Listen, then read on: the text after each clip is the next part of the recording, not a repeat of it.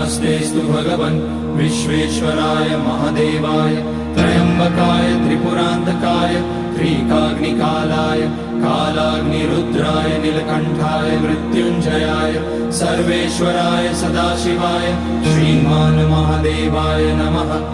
ॐ नमः शम्भवाय च मयोभवाय च नमः शङ्कराय च मयस्कराय च नमः शिवाय च शिवतराय च।